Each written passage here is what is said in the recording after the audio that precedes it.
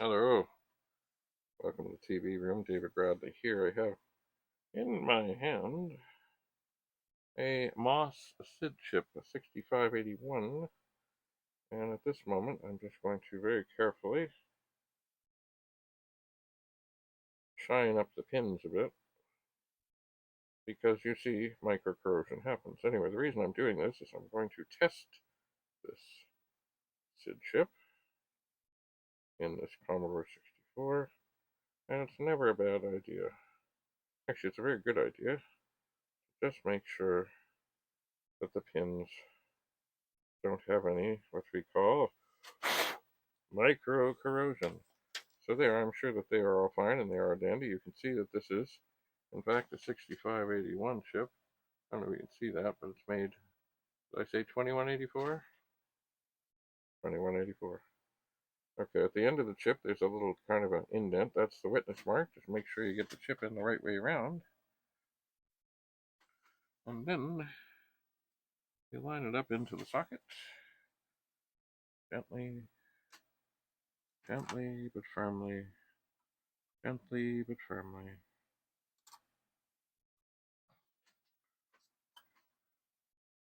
Sorry. It is best to take time in dealing with these things to make sure you have it right. Okay, the SID chip is in. We turn on the Commodore 64, and up comes, this is a diagnostic cartridge from Retro Rewind.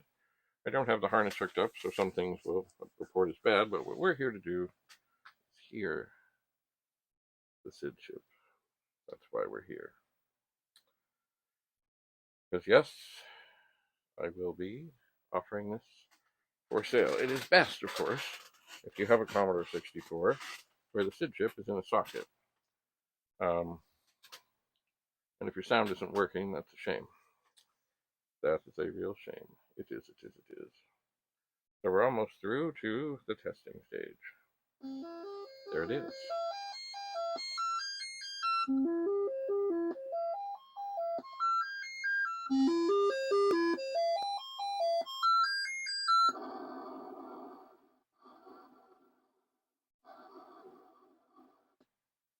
And there it is, the working 6581 SID chip made in the 21st week of 1984. This too could be yours. Anyway, David Bradley here. I've been working on these machines, tinkering on these machines, learning from these machines, and fixing them, etc., for about 45 years. So you can buy with confidence. Anyway, thanks so much for coming. Thanks for being here. And if you're interested in the SID chip, let me know. I will first be listing these things on Kijiji, this thing on Kijiji and Facebook Marketplace. Maybe eBay eventually, but I don't know. I really don't know what's up with shipping things in various places in the world because of tariffs and things and stuff. So I just don't know. There it is. Anyway, if you have a Commodore 64, that is not making the sounds in games and you need another SID chip, let me know. I'm going to pop this out very gently. It is in a socket. It is. And, oh, you know what? You know what I didn't do? Right. I got to put that back in. Or do I? Maybe I do. Alright, I'm going to take it out so I can put it back in. Why? There, it's fine. It's dandy. It's beautiful. It's beautiful. I meant to shoot a picture. Well, this chip is actually in the 64.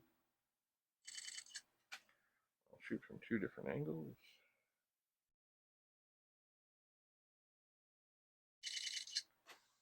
There we go. And there, that's off. Turn that off.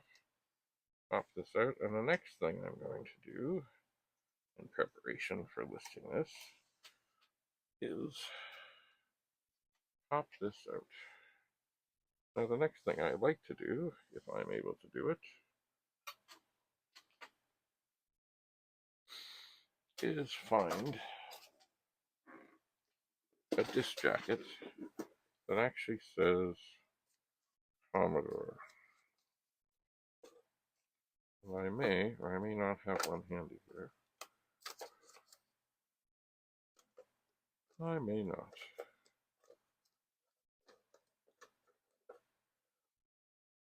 Oh well, that's not so good.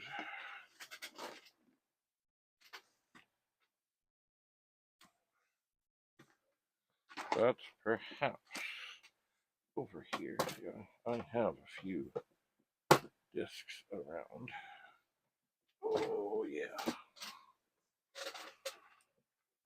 I would like to think that somewhere here is in fact a Commodore.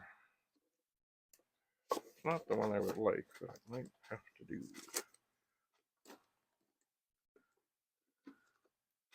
Well, I guess I will use this one.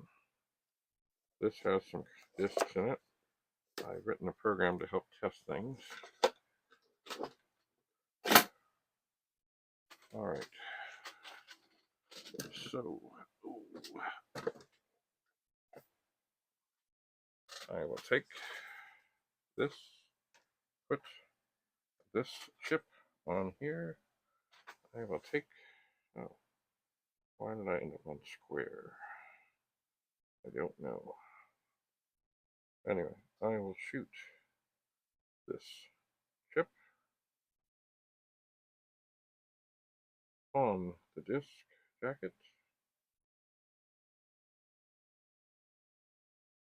Oh yeah, that's good. If I'm very careful, I can get the word Commodore without the word diskette. So there's one SID chip, and here's another. I'm going to put them both individually up for sale. Ever so gently, and I suppose I can always crop a bit. There. Done. Done, done, done. I guess I can always shoot one from here too.